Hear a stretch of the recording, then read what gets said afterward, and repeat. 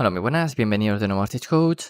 El otro día hablábamos de cosas que se habían arreglado en esta edición, pero todavía faltan otras cosas que no están arregladas y que de hecho, bueno, han generado también otros problemas. Entonces vamos a comentar algunos, luego hablaremos también de alguna facción. Para empezar, batallones.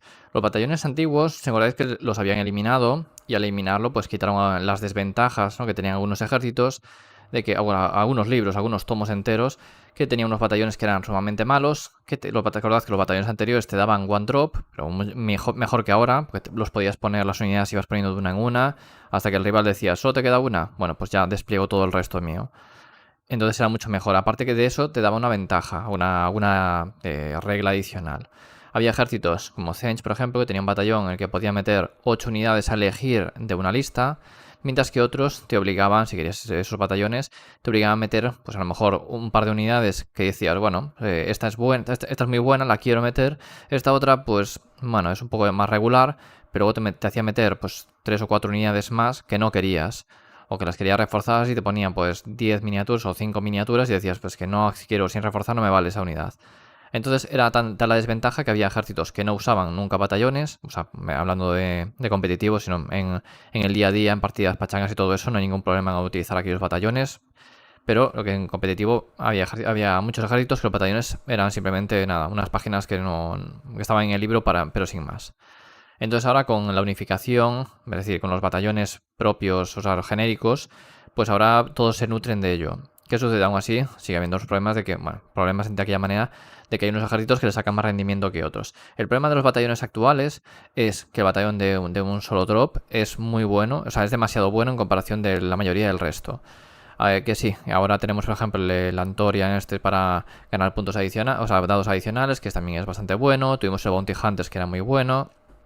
Pero por lo general el Battle Regiment es el batallón más usado y es el mejor de todos. Luego tenemos otros como los artefactos adicionales, que a algunos ejércitos le vienen muy bien, y algún batallón que ya no está, como el de pegar en dos filas, que también había ejércitos que bebían mucho de ese batallón. Entonces todo esto hace, y bueno, y para comentar, uno de los problemas que tenemos es que el resto de batallones pues son muy malos. Ya simplemente que le hayan puesto la regla de que te cuenta con movilidad de mando gastada, es decir, que no puedes utilizar otra vez sobre otra unidad, ya hace que sea malo. Si por ejemplo el de repetir cargas o el de ataque total, pues te permitiera elegir otra unidad para dárselo, entonces veríamos que hay ejércitos que dicen, bueno, no voy a ir a un drop, pero pues voy a tener defensa total o ataque total con 2 unidades, o puedo repetir 2 cargas o incluso 3 si tuviera el triunfo en un mismo turno. Entonces dices, bueno, te la puedes jugar ya a otro, bueno, puedes arriesgar en otras cosas, tienes un poco más de daño, un poco más de protección, y dices, bueno, pues el batallón ya le estoy sacando rendimiento. Pero ahora mismo, tal y cual están, no son buenos. Y no entiendo que no hayan arreglado eso, porque creo que no va a descompensar tanto y va a permitir precisamente que se utilicen los batallones cuando no se utiliza el resto. Ya os digo, quitando el artefacto adicional, el Vanguard y el otro así, los del resto no se utilizan, son muy malos, son muy puntuales.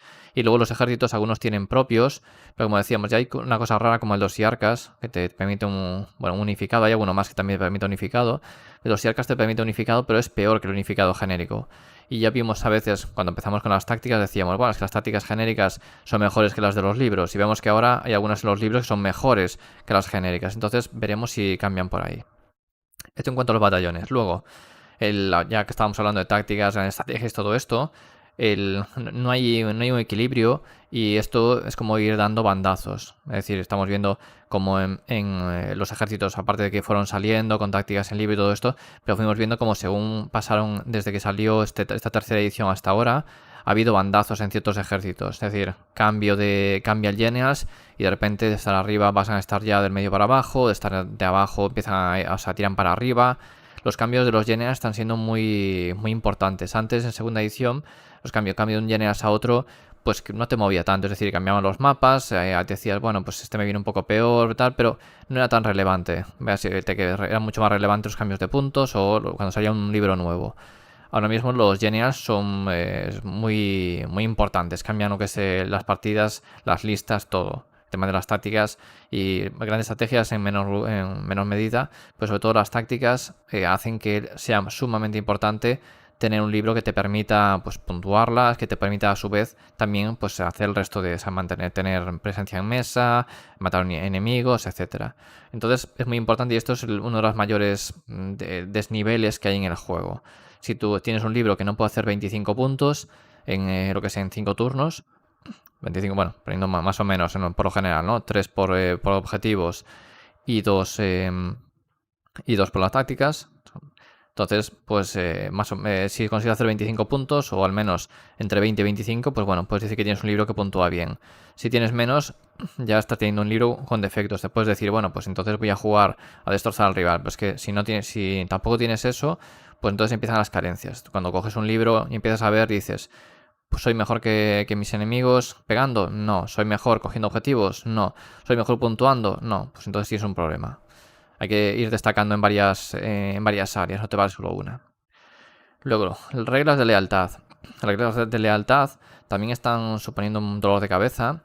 Y esto también es un poco por el Genius. Por ejemplo, ahora mismo, y ya adelantamos, Soulblade, ¿por qué se juega Legión de la Noche? Porque tiene una regla de lealtad dentro de Legión de la Noche que no la tiene el resto de lealtades, que es hacer un teleport en fase de héroe. Entonces, en tu fase de héroe, te teleportas, lanzas tu ventisca y cuando le toque al rival, que va a ser en su turno, coges y dices, a acción heroica, muevo a mi héroe de nuevo a una zona segura. Acabas de salir cerca del rival, además vas a tener el batallón para tener dados adicionales y vas a tirar un hechizo que si consigues que te entre, pues vas a hacer 4 de 6 mortales. Eso es una regla, para mí es una mecánica NPE porque no tiene counter. Puedes apantallar, pero hasta cierto punto. Sabemos que esto no puedes apantallar siempre y no puedes tener siempre a todas tus unidades ahí protegidas. Es decir, esto no es que te salga por detrás un Vampire Lord y te lance la ventisca, sino que en algún momento tu unidad de martillo la vas a tener que sacar de tu castillo donde la tengas para atacar al rival. En ese momento, pues eso, teleport. Además te va a tener casi siempre sitio donde ponerlo, porque tú lo has cargado, por lo tanto te puede poner hacia de enfrente tuya y te va a hacer eso, ventisca, que si entra es muchísimo daño y eso desnivela muchísimo las partidas, por lo tanto es una mecánica muy, muy poderosa junto con luego pues el resto de mecánicas que tiene el ejército. Entonces las reglas de lealtad tienen que estar también niveladas. Hay cosas que claro, cuando salió Soulblade, ¿qué se estaba jugando? La Legión de Sangre. Y unas mecánicas también tenían unos bichos, o sea, como te hacían el doble etéreo, tenían pegada, tenían aguante, la resurrección, y entonces era un problema. Lo nerfearon, pero no nerfearon Legión de la Noche. ¿Por qué? Porque no se estaba jugando. Entonces, las reglas de lealtad realmente son muy importantes y son muy potentes. Creo que Games Workshop tiene siempre tareas pendientes de nivelarlo. También vimos cuando salió Corne, que también salió muy arriba. Reglas de lealtad también nerfearon el tema de los diezmos, de que por un punto movías 3 unidades, un D6, pudiendo trabar al rival. Entonces no estaba bien medido eso. El Pretenders te pasa igual, tiene una regla de lealtad tan buena que Oathseekers no se utiliza. Pues es un problema cuando tienes algo así que haces que algo no se juegue y el otro no. Y dentro de Seraphon podemos decir un poco igual. El teleport que tiene, la invocación frente al otro, que tiene una regla también muy potente, que es menos 1 al daño, pero luego lo que son las unidades no son quizás tan pegonas como en el otro, como en las otras facciones, por lo tanto tienes un déficit, es decir, tienes algo muy bueno, pero por otra parte tienes otro déficit en otras cosas, entonces no renta tanto. Y aparte hay que puntuar, no solo es, me meto los objetivos y listo. Entonces uno lo hace muy bien y el otro eso lo hace muy mal o regular. Entonces, por eso no se está jugando. Entonces, todo esto es bastante importante a la hora de que Games Workshop busque el equilibrio en eso. Luego, ya dijimos también reglas de escenografía. Es algo que está pendiente. En las reglas de escenografía no han dado mimo. Han arreglado o han cambiado algunas cosas como guarniciones y pequeños retoques. Las arboledas. Pero luego nos pusieron los dados. Los dados de los antiguos también estaba bastante mal planteado cuando vendes dados y luego te ponen 2 tablas. Poner 2 tablas es problemático. Pero la verdad es que lo que es la escenografía necesita que realmente ese rango de 1 pulgada realmente no te afecta muchas veces. Y de hecho, por ejemplo, tienes mortal. El mortal, pues realmente tampoco te aporta mucho. Es decir, es un de 3 mortales. Si llevas héroes así, pues te puede afectar. Pero dices, bueno, me quedo a 1 pulgada, es una de 6 veces, me va a entrar, me va a hacer las mortal. Entonces terminas arriesgando. Y es un D3, pues tampoco te importa tanto. +1 al coraje. Y bueno, muchas veces tampoco te influye. -1 al coraje. Muchas veces tampoco te influye. Es que todas estas cosas, ¿cuántas veces utilizáis la escenografía? Es decir, ¿cuántas veces influye la escenografía? Pues sí, el de salvaguarda de 6 para algunos ejércitos, que ahora salvaguarda 6 que tienen cantidad de ejércitos, por tanto ya muchos no lo utilizan. Y luego el arcano, bueno, tanto el místico como el arcano, el místico para los sacerdotes, pero no hay muchos sacerdotes, y el arcano, pues para tener +1 a la magia, que eso te interesa mucho. Para tener los magos, cuando solo hay un arcano en todo el mapa, pues la gente intenta coger ese lado de la mesa. Por eso soy partidario también de cuando se monta una mesa, si jugáis en plan torneo, que tenéis como si la escenografía ya estuviera puesta, porque el DNA te dice que uno pone la escenografía, otro elige el lado, no sé qué, pero si veis un torneo eso no existe. Entonces, realmente la mayoría, creo que mucha gente no juega así. Es decir, se pone la escenografía, se tira y se escoge el lado. Creo que se debería escoger, marcar un lado como el atacante y otro el defensor. Y si el lado, por ejemplo, el atacante, que te interesa coger el atacante para desplegar primero, porque el otro también tiene un drop, por ejemplo, o tenéis dos, o lo que sea, los dos, pues ahí a lo mejor te toca el lado que es desfavorable y dices, cojo el atacante y al otro le estás dando el arcano. Pues creo que es una forma, entre comillas, de nivelar como reglas de la casa, por así decirlo. Pero bueno, lo dicho, reglas de escenografía hace falta que por lo menos tengan un alcance más grande para que realmente valgan la pena y que no sean algo tampoco, o sea, que influya tan poco lo que es en la batalla. Realmente las reglas deberían ser un poco más elaboradas, que hagan algo distinto a lo que hacen ahora. No solo ahora un +1 a esto, te quito +1 a lo otro. Creo que eso no está muy bien. Y si el sacrificio para algunos ejércitos está bien, lo de te hacer un de 3 mortales, tienes +1 a impactar, pero realmente muchas veces no lo usamos porque también tenemos que estar cerca de él, hay que estar posicionado y no siempre te funciona. Y bueno, mortales y disparo. Esto es algo que siempre ha sido problemático. Ahora quizás estamos en un meta que no hay tanto disparo de mortales, porque los ejércitos que hacían disparo mortales son Lumineth, que ahora mismo está jugando poco, está bastante mal en el meta en general. Seraphon jugaba disparos pero no eran mortales, lo hace con magia, como puede ser como puede ser Zench. Y tenemos, aparte de Lumineth, tenemos hijas de Kain con las arqueras, que ya veis que en las listas que hemos visto por aquí, en algunas sí que iban 15 arqueras, pero en otras ya directamente iba todo melee. Entonces realmente no estamos viendo tampoco algo excesivo lo que es en disparo, en mortales a disparo. Y lo que sí que hemos visto, y luego otros ejércitos como pues, Stormcast o así, pues Vanguard Raptors no se están viendo, los Judicators no se ven. Entonces los dragones sí, luego no se sigue viendo, pero Stormcast ahora mismo ya veis que cada vez se está jugando menos. Y lo que sí tenemos son muchos ejércitos que hacen, que tienen a lo mejor mucho perforar. Han mejorado lo que es el perforar de las armas y hacen daño perforando. Entonces, contra algunas cosas dices, bueno, son mortales realmente, porque ya entran directas. Pero tienes que tener en cuenta que es para impactar y luego para herir. Es decir, hay que pasar 2 checks. Cuando los mortales directamente pasan 1. Y decíamos que era un problema en disparo. Ahora también el disparo a los héroes pequeños es más difícil.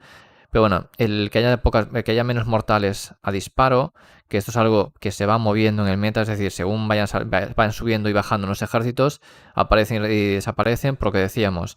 Que ahora mismo este ejército está mal, favorece que a lo mejor utilices monstruos grandes. Porque son pocas heridas, es decir, para ser una unidad que cuesta a lo mejor 400-500 puntos, son pocas heridas, pero no tienes ese counter de disparo que te va a matar antes de que llegues. Entonces, bueno, importante. Y veremos esto que hacen en cuarta edición, si realmente meten alguna regla al respecto, si cambian. Sé que en 40.000, no sé exactamente el cambio que hicieron, pero sé que tocaron algo con el tema de las mortales, pero no sé exactamente qué hicieron. Veremos si el tema de mortales, que es algo que poco a poco ha ido en aumento, aunque ahora está un poco contenido, lo que decíamos, pero sí que las mortales, casi todos los ejércitos tienen alguna fuente de mortales. Cuando en segunda había libros que no tenían o prácticamente no tenían, y ahora hay algunos que a lo mejor tienen poco, pero todos tienen. Y luego pues también hay, no sé, ogros, por ejemplo, a pie, tenían esas listas cuando estábamos con, creo que fue con la época del Bounty Hunt, no, Bounty Hunters no fue después, creo, Bounty Hunters o después, que tenían ahí, te llevaban a los caciques cargando, haciendo mortales y tal, que ahora ya no se está viendo, pero eran listas que se basaban en hacer casi todo mortales, o las que estamos viendo ahora también de cargar con todo mamuts, se basan en eso, en el daño que hacen con las cargas, con las mortales, más luego pues las embestidas y luego la pegada. Entonces mezclan ahí.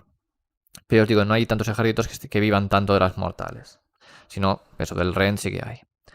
Y bueno, ya para terminar, hablando un poco de facciones, y va a ser algo breve porque ya algunas cosas son un poco repetidas. Lo dicho, muy importante, las reglas de lealtad, que no están bien pensadas. Y tenemos el ejemplo de Soulblade, que tiene unidades que realmente no son... Es decir, ¿por qué Legión de la Noche ahora mismo funciona? Porque este Geneas hay esas magias, que el Loarfrost, que es muy potente, hay lo que es la Ventisca, que es muy potente, y tienen esta ventaja de ese teleport, que es muy bueno. ¿Por qué no se usaba antes? Pues antes había otra cosa mejor, que era para aguantar, tenías unas tácticas que te las ibas haciendo, pero la pregunta es, ¿Soulblade realmente por qué está roto? O sea, ¿está roto Castellai, por ejemplo, o Avengori?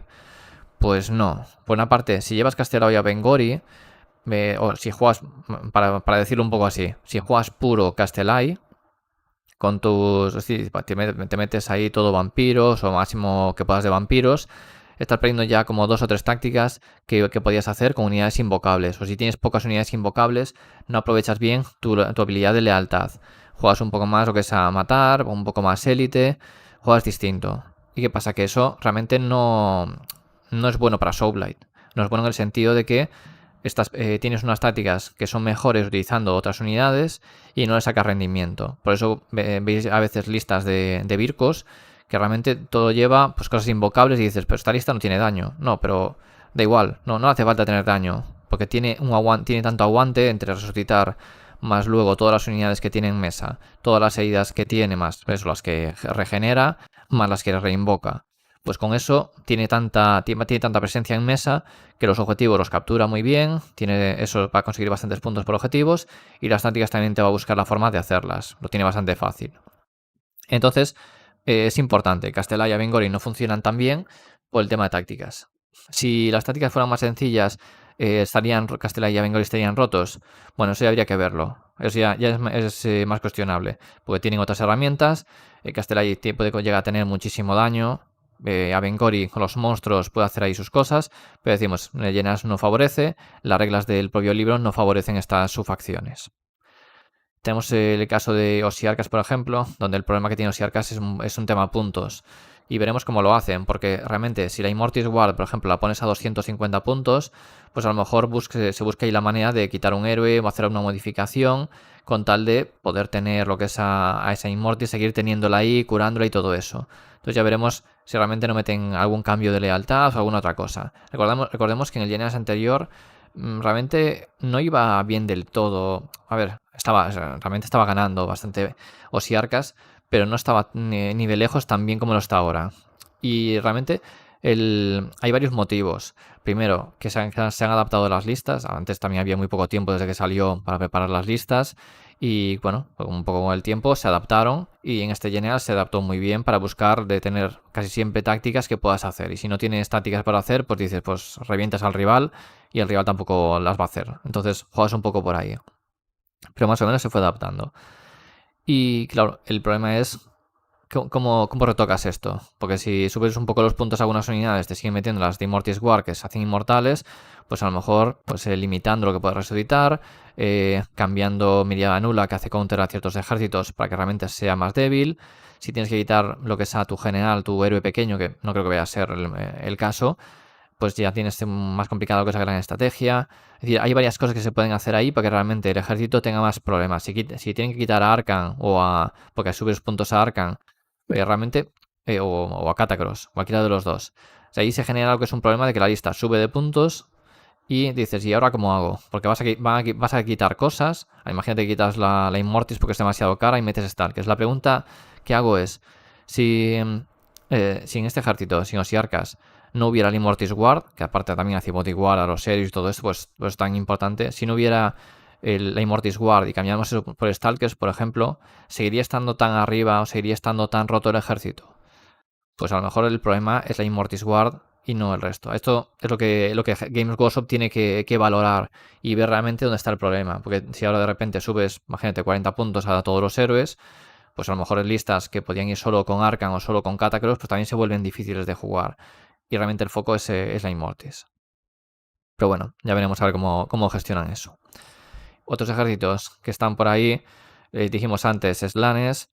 tiene el problema de Pretenders, demasiado predominante, tiene las mecánicas de ganar depravación, que puedes hacerlo con cualquier lista realmente, pero entre Pretenders, como bufas tanto a lo que son los arqueros para sacar tus puntos de depravación, distintas unidades, y como es a disparo no tienes que arriesgar, porque si es en Godseekers, que dices, venga, voy a tirar con todo para adelante y hago 40.000 cargas, pero es que no vas a sacar la depravación que sacas con los otros. O la sacas, o la puedes sacar, pero un combate sí, un combate no, un combate sí, un combate no te vale. Cuando el otro tiras con los arqueros a un lado de otro, fallaste una salvación. Venga, ¿quieres punto? O vale, pues o me das puntos o mortales. Y ahí puedes sacar tus 6 puntos siempre. Godseekers también lo puedes hacer, no te voy a decir que no, se puede hacer, pero es más complicado. No tienes la misma ventaja, no tienes tantos puntos de mando para bufar todo, etcétera. Entonces, ahí no sé cómo realmente cómo le van a echar mano para poder arreglar eso. Bajarán más puntos a cosas de Godseekers y terminaremos viendo cosas en Pretenders utilizando unidades de Godseekers. Ya veremos. Más ejércitos de arriba, Corne. Realmente sigue estando bastante bien, a pesar del predominio, porque tenéis que tener en cuenta de que hay los ejércitos también, lo que se está generando ahora, porque venga, ya algunos en Twitter, hay algunos hilos donde hay alguna gente que está un poco molesta con lo que está pasando ahora, y es que Sobletos y Arcas está jugando mucho, son dos ejércitos muy jugados, y realmente están un poco molestos de que no disfrutan tanto de los torneos como antes, cuando había otra variedad. Esto realmente no es algo nuevo, es decir, hay que tener un poco de memoria y recordar qué pasó hace un tiempo, pues cuando Stormcast, por ejemplo, pues de hecho, incluso he revisado lo que son el Excel de listas que tengo yo ahora, sabes que antes lo hacía Dan de Outshorts, y él también busqué ahí y tuvo una época que fue el año pasado, en 2022, no sé, todo creo que era en enero. En enero hubo un predominio de Stormcast, pero abismal. Luego ya empezó a haber menos, porque Seraphon también tuvo que ser en febrero un predominio también enorme. Y realmente eso es lo que molesta. Cuando algo se propaga durante los meses, es muy bueno y la gente pues lo juega. O si Arcas ahora mismo es bastante fácil hacer eso que es una lista meta, porque es una lista única. Es decir, puedes cambiar un par de cosas, pero es única. Con lo cual solo tienes que comprarte esa lista. En Soulblight, bueno, ahí a lo mejor ya tienes un libro mucho más amplio, puedes hacer más variaciones. Pero bueno, si quieres jugar, hubo gente que se hizo la lista de Legión de Sangre, o alguna de estas listas de Legión de Sangre, ahora tuvo que cambiar. Sabemos lo que pasa, que es MetaChaser, que necesita coger la lista meta en el momento, y si no dura esa lista, pues claro, ahí en ese caso se la come. Pero sí que había gente que se compró sus 10 Blood Knights, su Neferata, su Vampire Lore en Zombie Dragon, un par de cosas más y listo. Y con eso ya tenía lista. Pues eso no le funcionó mucho tiempo, que lo nerfearon bastante rápido. Pero Legión de Sangre, Legión de la Noche sí que lo mantuvieron más. Seraphon, la gente que está jugando Seraphon, o que ya jugaba Seraphon, no ha tenido prácticamente que comprar nada, un par de cosas nuevas, pero para seguir jugando lo bueno de Seraphon no tiene mucho problema, porque es unos slizones y luego tu grupo de mando, que el grupo de mando, el que más y que menos que jugar a Seraphon ya lo tenía. Entonces, ahí tiene bastante ventaja en ese sentido también. Es muy fácil hacerte Seraphon, porque te haces ese grupo de mando que ya funcionaba en su día. Si alguien se lo compró para jugarlo en su día y ahora tuvo que cambiar, pues bueno, salvo que fuera en la época que se compraba, se llevaban 10, 12 salamandras, cosas así, o luego pues doble bastiladón, no sé qué, pero salvo cosas así, ahora mismo puede seguir, no tiene tampoco tanto problema. Otra cosa es que eso dure, porque en algún momento pues se retocarán, habrá que hacer cambios, etcétera.